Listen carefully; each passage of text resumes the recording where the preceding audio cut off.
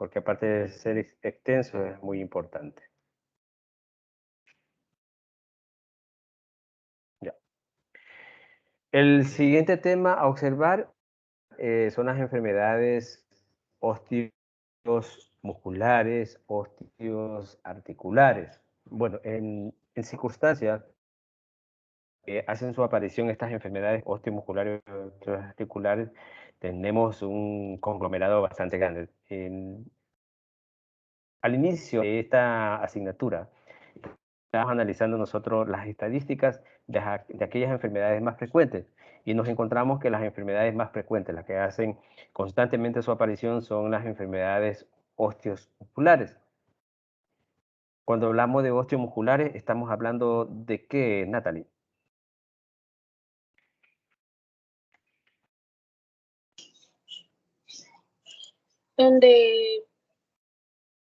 De los músculos, de los huesos, del cuerpo, ósteo de hueso, musculares de músculo.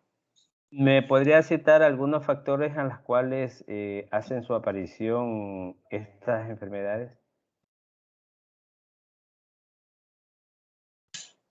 No, bueno, no sé si estoy equivocada, pero son como enfermedades degenerativas por movimientos repetitivos, pueden ser en los hombros, las manos. ¿Ya? Creo yo, no sé. Sí, sí, está bien. A ver, Jorge, te fuiste a hacer la merienda, todavía es temprano. Jorge, ¿te mandaron a tender la ropa? Pero lo mandaron a darle la leche al niño, pobrecito. Bueno, aquí tenemos entonces a Jennifer. Jennifer. Aquí estoy, Mayis. Ya. A ver, Jennifer, estamos hablando de las enfermedades osteomusculares, osteoarticulares. Entonces, me gustaría saber cuáles son aquellas actividades más representativas en las cuales pues, los trabajadores van a estar expuestos a este tipo de alteraciones. Ok, pienso que si algún trabajador trabaja con montacargas o levantamientos de cargas pesadas, se les puede presentar lumbalgia, ciática, escoliosis, luxaciones, fracturas, dependiendo, porque esto es referente al paso del tiempo, porque muchas personas no se dan cuenta en el momento, sino que ya a partir de los años se va, ¿cómo se dice? Es una enfermedad degenerativa, sería así. Entonces, pienso que esas son las afectaciones que podrían tener las personas que trabajan en el área industrial, hablando así, también las que trabajan en una empresa paradas todo el tiempo, empresas de pescados que hacen esas actividades de limpieza del pescado, ¿no? Me refiero a eso. Ya, gracias, Jennifer. Celita, una pregunta. ¿Usted considera que en el área administrativa existirían frecuentemente lesiones y por qué? Bueno, la verdad se le entrecortó, pero como está preguntando sobre lo que son las enfermedades osteomusculares, me dijo que en el área administrativa, ¿verdad? Sí. Ya, no lo escuché muy bien, pero parece que algo así como que si frecuentemente se da. Obviamente, si existen unas posturas que no, que si en esa parte se realiza lo que es posturas inadecuadas, a lo que a largo plazo sí va a presentar enfermedades osteomusculares, porque igual se afecta esa parte, por ejemplo, en lo que es la lumbar, que se va a afectar la parte que es la espalda, por lo que es por una postura inadecuada. Entonces obviamente sí va a existir lo que es la enfermedad osteomuscular, pero a medida, como digamos que con por el paso del, no es por el paso del tiempo, sino que ¿cómo se dice? A ver, no es por el paso del tiempo. Tranquila. Relaje la pelvis. Ya. Sí existen enfermedades frecuentemente, si existen movimientos repetitivos y forzados, sí se daría frecuentemente, pero en el caso de no existirlo, de que si existiesen o los trabajadores o las personas que trabajan en ese lugar, si tengan conocimiento de cuáles son las posturas adecuadas, obviamente no va a existir prácticamente lo que son no se va a lo que son las enfermedades osteomusculares. No sé si me doy a entender bien. Sí.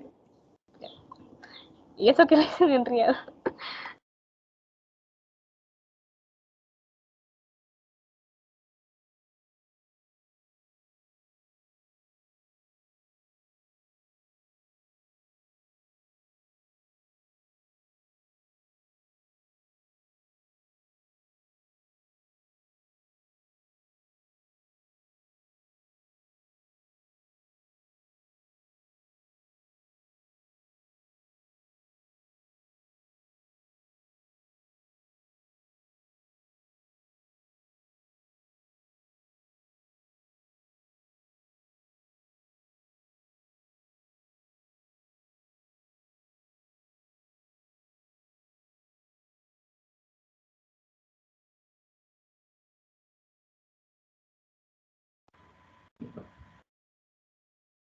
Se le fue la señal al Magister.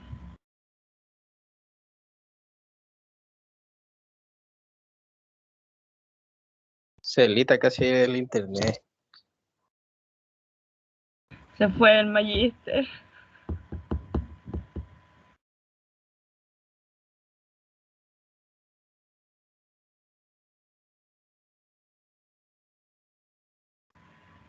Justo cuando yo iba a hablar se va el Magister.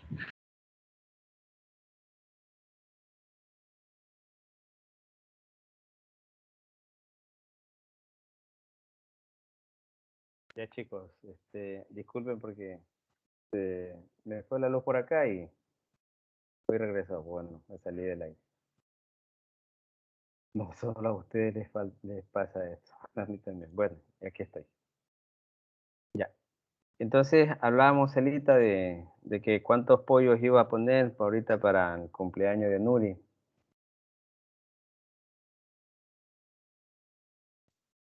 Para el mío Hasta ahí. falta. El de Natalie está cerca, pero el mío El de falta.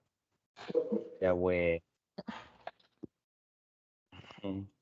Ya, Celita, sí, la especificación y la pregunta era esa, ¿no? Si en el área administrativa existen enfermedades osteomusculares y bueno, ¿y por qué?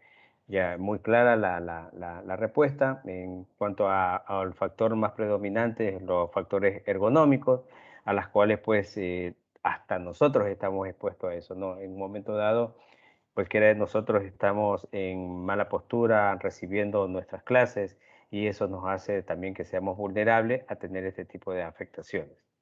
Perfecto. Entonces, voy a proyectarle la diapositiva de las enfermedades del sistema osteomuscular. Aquí tenemos que las enfermedades del sistema osteomuscular, pues las lesiones se generan cuando se rompe el equilibrio y la relación que guarda entre sí las diferentes partes del cuerpo. La exposición a factores de riesgo de la postura, el no cumplimiento de las normas ergonómicas del material de oficina y el manejo de elementos pesados, entre otras situaciones más que se pueden estar dando. A ver, el equilibrio de nuestro cuerpo con las actividades diarias que nosotros realizamos es de vital importancia. Ustedes se han de haber dado cuenta, cualquiera de nosotros, aquí yo no voy a admitir la edad, pero cualquiera de nosotros puede tener ese desequilibrio corporal en nuestro cuerpo. ¿Cuál es ese desequilibrio corporal? En algunos de los casos, pues bueno, cuando nuestro cuerpo entra en un proceso de reposo, más que todo cuando nos levantamos recién de dormir. La mayoría de nosotros tenemos esos movimientos como abruptos, esos movimientos incoordinados que se dan, pero es porque el cuerpo todavía no se acopla a las actividades diarias que nosotros vamos a realizar. Entonces, hay otras situaciones que se pueden presentar. Cuando nosotros estamos en una posición ergonómica inadecuada y cuando nos queremos incorporar, seguramente vamos a tener esa molestia. Eso se refiere al desequilibrio corporal. Ese desequilibrio corporal que yo siempre lo digo, pues, y le digo a mis estudiantes, que Dios nos hizo tan perfecto que nosotros podemos deambular, nosotros podemos correr, nosotros podemos saltar, nosotros podemos realizar fuerza, pero claro, cada vez que realizamos una fuerza lo hacemos de acuerdo y de acorde a nuestro peso corporal, porque no podemos excedernos. Todo en exceso, pues, nos va a provocar molestias y alteraciones de nuestro cuerpo. Por ejemplo, aquellos movimientos repetitivos con o sin esfuerzo te va a provocar un efecto secundario. Aquellas posturas inadecuadas que nosotros adoptamos también te va a provocar un efecto secundario. Y todo va a recaer, ¿dónde? En el sistema osteomuscular. Aquel sistema osteomuscular que a nosotros nos sirve para poder realizar nuestras actividades sin ningún problema, pero que también aquel sistema osteomuscular que siempre se va a estar quejando cuando nosotros nos excedemos en situaciones laborales, no tan solo, digo yo, y lo entiendo de esta manera, no tan solo en la parte de esfuerzo, de sacrificio, sino también en la manera que nosotros estamos sentaditos frente a la computadora, seguramente se nos va a cargar este sistema osteomuscular cuando estamos adoptando mala postura o estamos demasiado tiempo ante este tipo de posiciones. ¿Qué son las lesiones musculoesqueléticas, osteomusculares o osteoarticulares, como nosotros lo tenemos entendido en el campo de la medicina? Son situaciones de dolor, molestias o tensión de algún tipo de lesión de estructura anatómica del cuerpo. Son lesiones que afectan a los tejidos blandos del aparato locomotor, de los huesos, ligamentos, músculos, tendones, nervios, articulaciones y vasos sanguíneos. Estas lesiones pueden aparecer en cualquier región corporal, aunque se localiza con más frecuencia en las distintas alteraciones musculoesqueléticas, como por ejemplo la tendinocinovitis, la tendinitis, el síndrome del túnel carpiano, epicondilitis, bursitis, hernia de discos, contracturas, lumbalgias, cervicalgias, entre otras. Cuando hablamos de tendocinovitis o tendinitis, estamos hablando de afectaciones exclusivamente dirigidas afectadas a nivel del tendón.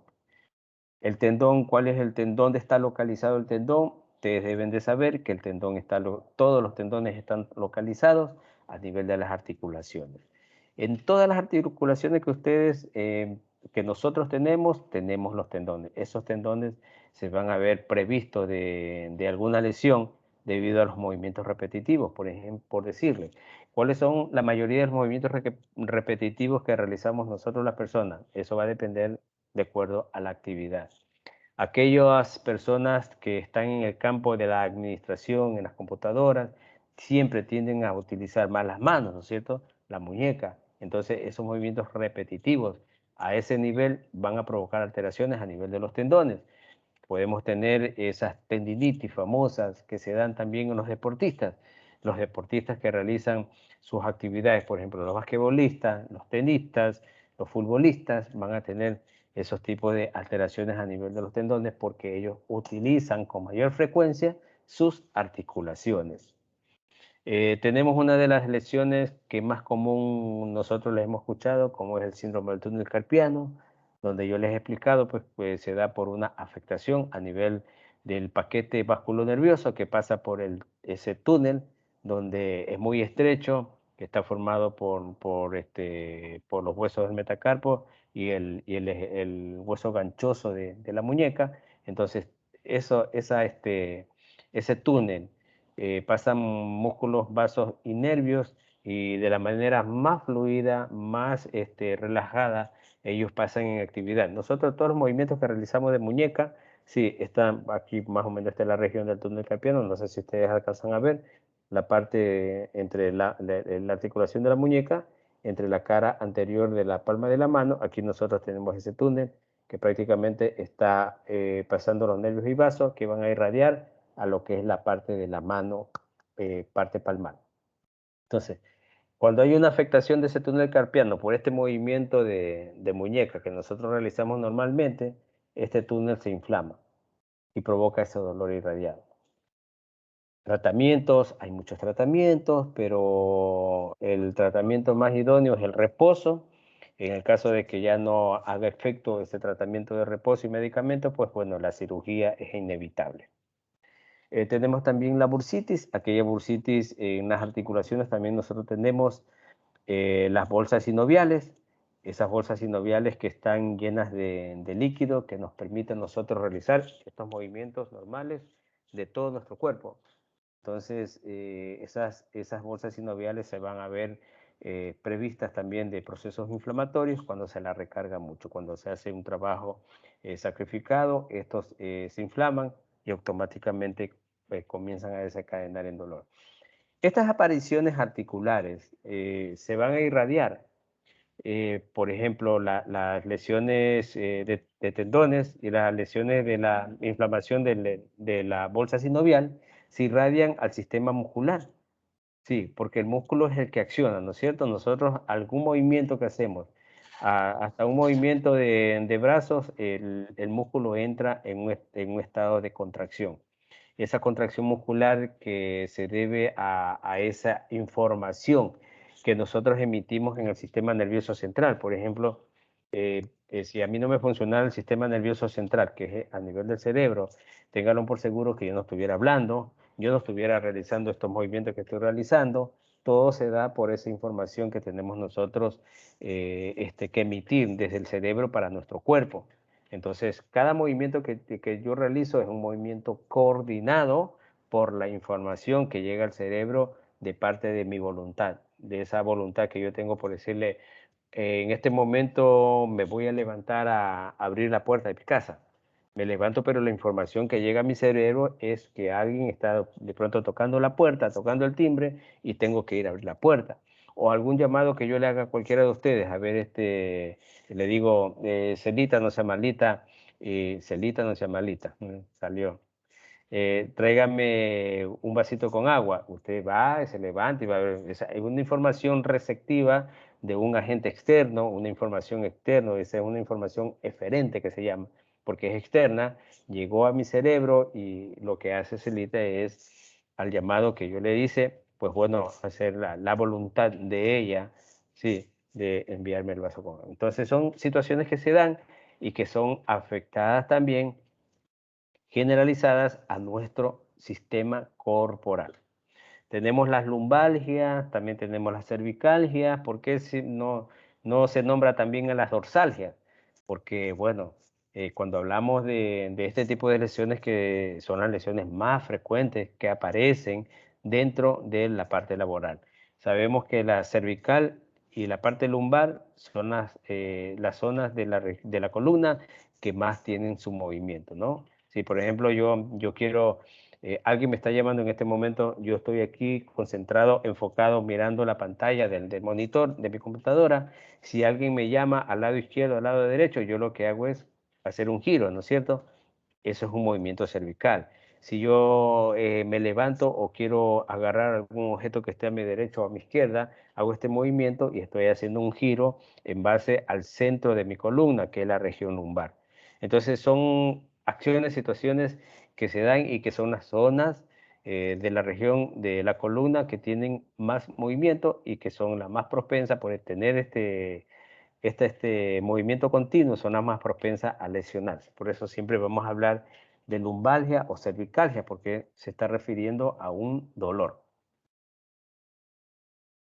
Aquí tenemos las enfermedades osteomusculares más comunes. Sí, tenemos aquí en el gráfico la tenosinovitis de Deckerbein, que es una lesión a nivel, si nosotros nos tocamos, sí me alcanza, sí, me estoy enfocando la mano, sí, ya. El dedo, este es el dedo pulgar. Sí, a nivel de este dedo, a lo largo del dedo, en lo que es la articulación más o menos de la muñeca, nosotros tenemos un tendón. Si yo hago este movimiento así y me toco con la otra mano, el dedo pulgar, sí, toco el tendón, estoy tratando de tocar el tendón, ese es el tendón extensor del dedo pulgar. Ese tendón automáticamente se inflama por los movimientos de flexión-extensión o de inclinación lateral que yo haga en mi mano o por alguna fuerza, alguna sobrecarga que yo hago en mi mano, ese tendón se va a inflamar. Esa inflamación de ese tendón del extensor largo del dedo pulgar se lo denomina tenosinovitis de Decker-Wein. ¿Por qué lo hemos citado? Porque son una de las enfermedades más frecuentes que aparecen en la parte laboral por el, vamos a decir, movimiento de manejo de un volante, por la sobrecarga de peso que realizan, por la manipulación de objetos de un lugar a otro. La parte administrativa también tiene este tipo de problemas por la manipulación del mouse, no tan solo de la tenosinovitis de Decker-Wein, sino también del síndrome del túnel carpiano. Entonces, todo este tipo de lesiones están enfocadas en el tendón, ese tendón que se inflama debido a los movimientos repetitivos. ¿Sí? Y eso duele como un hueso roto, magíster. Es un dolor, si lo tienes, hazte un tratamiento. Ese es un dolor No, yo sí lo tuve. Lo Ya, tuve es un cuando dolor comencé a profundo. trabajar. Correcto, es un dolor profundo cuyo tratamiento, bueno, yo he tenido muchos pacientes que han llegado a mi consulta y el tratamiento a seguir es una inmovilización, una infiltración y bueno, y con eso por unos 15, 10 días y con eso va a mejorar el paciente, más medicamento que debe tomar, ¿no? Entonces, estas tendinitis se producen por una sobrecarga de los tendones por movimientos repetitivos realizados de forma incorrecta. Es posible que se inflamen, momento en el que se empieza a hablar de una tendinitis. La tendinitis suele ocurrir en los hombros, en los codos, en la muñeca, rodillas, talones, en la cual también va a haber mucho dolor generalizado, ¿no? Cuando no se realiza un tratamiento a tiempo y adecuado, este dolor se irradia. ¿A qué llamamos un dolor irradiado? Llamamos un dolor localizado cuando el paciente mismo dice, bueno, a mí me duele la mano, pero a mí me inició el dolor en esta zona, un ejemplo. Pero ahorita ya me duele el codo, ya me duele el hombro, me duele el cuello, porque estos dolores se irradian hasta la parte superior o hasta la parte inferior, ¿no? A la parte inferior vemos que aquí puede estar afectado ya con dolor a nivel del dedo o en su defecto a nivel del codo y a nivel del hombro. Entonces son situaciones que se dan y que se presentan en estos casos de alteraciones a nivel de la tenosinovitis que puede ser irradiada en la parte superior o en la parte inferior. ¿Correcto? Tenemos otro tipo de alteraciones, enfermedades profesionales osteomusculares, como por ejemplo la artrosis. La artrosis se le denomina, recuerden siempre que ustedes van a tener estas terminaciones en estas palabras patológicas. Por ejemplo, cuando hablamos de artrosis, si hablo de osis es degeneración, ¿no es cierto? Y cuando hablo de artro es articulación, es decir, una degeneración a nivel de la articulación. Aquí les he citado, les he puesto un ejemplo por decirle la rodilla. Sí. ¿Dónde tenemos nosotros, para que ustedes puedan entender, dónde tenemos nosotros el cartílago? Porque esto es una destrucción a nivel de la articulación provocada por la destrucción del cartílago. El cartílago, este es un hueso, ¿no? Este es el hueso del fémur y este es la tibia. Entonces, en el hueso del fémur, en el contorno de su parte terminal, en la parte inferior que hace la articulación de la rodilla, sí, aquí nosotros tenemos, no está visible por si acaso, pero le estoy indicando con la flechita. Aquí en esta zona nosotros tenemos el cartílago, que prácticamente está revistiendo y protegiendo la articulación y evita que choque este hueso con otro, claro, con algunos otros elementos anatómicos como el menisco y la bolsa sinovial, que también la tenemos aquí, ¿no? Entonces, esa destrucción del cartílago provoca esto, la artrosis. Sí. Es una enfermedad osteomuscular muy común debido al propio envejecimiento del cuerpo a medida que avanza la edad. Los cartílagos de la articulación empiezan a desgastarse y dan lugar a esta patología.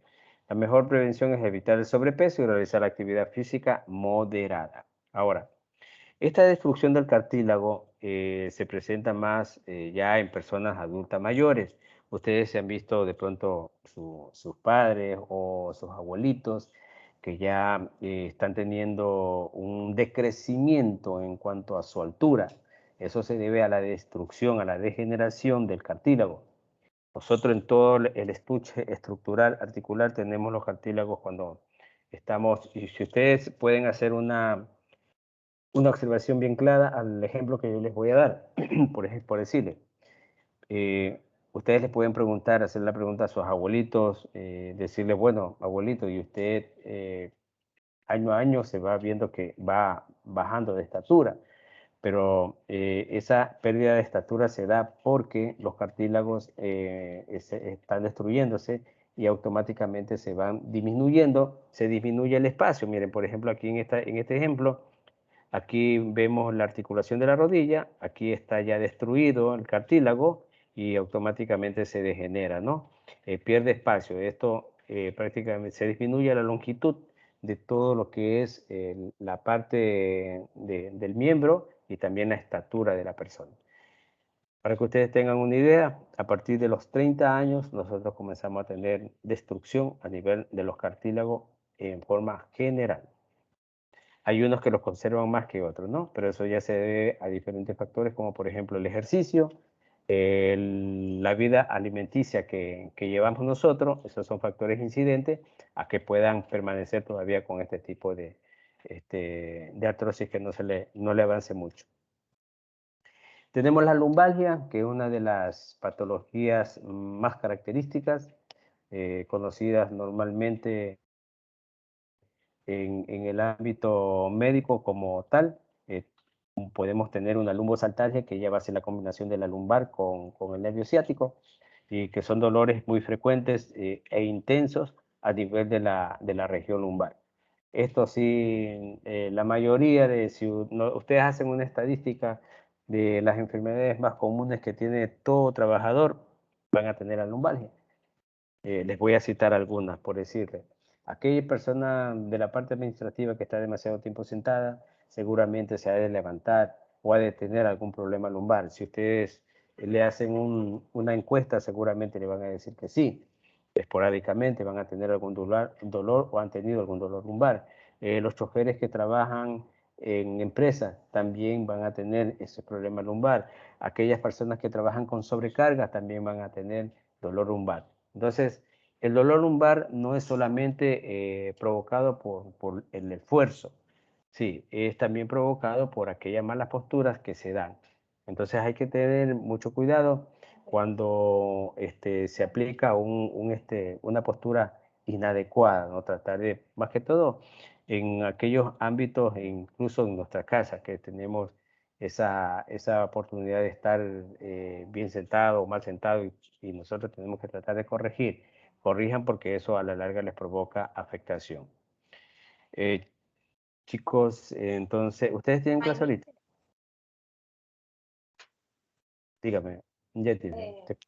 Sí, es verdad lo que usted dice, no solamente lo físico, sino también por las posiciones. Y a veces también eso ya viene, puede ser cuando uno ya nace, viene con alguna patología de esa o no. Porque yo tengo escoliosis, pero yo no, o sea, desde el colegio se dieron cuenta. Ya. Habría que determinar, sí, hay enfermedades congénitas a las cuales pues ya la persona viene con ese problema de fábrica, decimos nosotros, cuando tenemos un paciente. Ya ese problema de fábrica. Hay posturas inadecuadas en las cuales sí, miren, cuando yo daba clase en la universidad en Bahía, nosotros hicimos un estudio con los estudiantes y fuimos a los colegios y a las escuelas y llegamos a hacer un estudio sobre aquellas alteraciones a nivel de la columna provocadas por la mochila escolar, que fue un tema bien grande que lo generalizamos. Primero identificamos el problema, hicimos una evaluación, después hicimos la valoración y después de la valoración aplicamos un plan de prevención para todos los estudiantes a través de charlas. Esas charlas y esas capacitaciones que van direccionadas a eso cuando se presenta un problema. Por eso es que cuando ustedes realizan un estudio, un proyecto, traten de enfocarse siempre en hacer una buena identificación. Si ustedes aprenden a identificar, a hacer una buena valoración, seguramente de ahí van a hacer un buen plan de prevención, pero de lo contrario no lo van a hacer. Entonces, hay enfermedades, sí, congénitas, enfermedades genéticas que la persona nace con ese problema y que se vienen a recrudecer o vienen a hacer su aparición. La aparición no es que dice, me comenzó a doler y ya, no, ahí recién uno se da cuenta, pero esa lesión pudo haber tenido mucho tiempo. Eso se lo llega a determinar a través de los exámenes complementarios. Por ejemplo, yo he tenido pacientes en las cuales han venido con estos dolores de espalda y digo, bueno, yo necesito para iniciar una toma radiológica. Después de la toma radiológica le digo, bueno, no me abasteció esta toma radiológica porque no puedo identificar lo que yo quiero, lo que estoy presumiendo. Entonces, les envío a realizarse una resonancia magnética. Entonces, ahí voy a determinar en realidad qué es lo que tiene este paciente para poder aplicar el plan. Eso se trata de una buena valoración. Entonces, si yo no hago una buena valoración a la identificación ya realizada, pues seguramente el tratamiento no va a ser el más idóneo y la persona va a seguir con esa molestia. Esas situaciones también van direccionadas a la parte de seguridad. Ustedes en el área de seguridad tienen que hacer una identificación de los riesgos. Después de la identificación hacen una evaluación y después de la evaluación hacen una valoración. Y una vez que ya hayan dado esos 3 pasos, ahí viene el plan. Sí, el plan de prevención o de protección o de corrección que ustedes vayan a aplicar. Entonces, seguramente arrojando todos esos recursos, aplicando todos esos recursos, ustedes van a tener éxito en lo que ustedes se dediquen a hacer. Bueno, chicos, entonces, no sé, les preguntaba si tenían clase ahorita.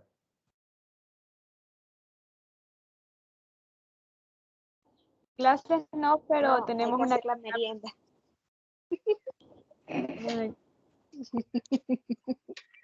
Si me van a invitar a la merienda, los dejo que vayan a hacer la merienda. Pero bueno, no voy a abusar de la confianza de ustedes. Tampoco los quiero aburrir porque tengo entendido que 1 hora es suficiente, 2 horas es aburrimiento. Y 2 horas y 1 minuto más ya ya me comienzan a detestar después. Ya chicos. ¿Alguien me estaba diciendo? ¿Alguien me iba a decir algo? Que tienen que tutorías. Ustedes ahorita a esta hora. No, era una actividad para las 8 de la noche. Entonces tenemos que hacer eso. ¿Con quién? El de la materia de ergonomía. Fue como que una Oh, actividad en clase. Ah, Ya terminaron el ejercicio. ya. No, tranquilo, no se preocupen. Ya, de esta manera, esta clase va a quedar pendiente. La dejamos a continuar en la próxima clase.